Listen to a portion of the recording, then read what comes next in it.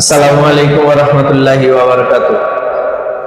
দেশ ও প্রবাস হতে দিনী ভাই ও বোনেরা যারা আমাকে দেখছেন, আজকে আপনাদের মাঝে কোরআন তেলাওয়াত নিয়ে আসছেন আমাদের প্রিয় বন্ধু হাফেজ মোহাম্মদ আব্দুল বাসেত। আপনারা তেলাওয়াত শুনবেন, যদি ভালো লাগে থাকে তাহলে অবশ্যই আমাদের এই তেলাওয়াতগুলো লাইক, কমেন্ট ও শেয়ার করে দিবেন।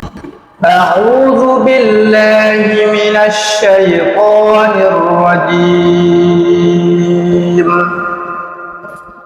إن الذين سبقت لهم منا الحسنى أولئك عنها مبعدون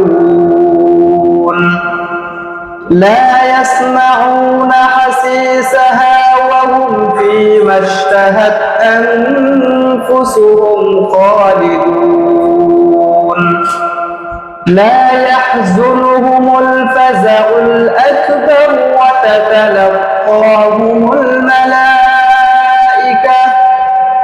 هذا يومكم الذي كنتم توعدون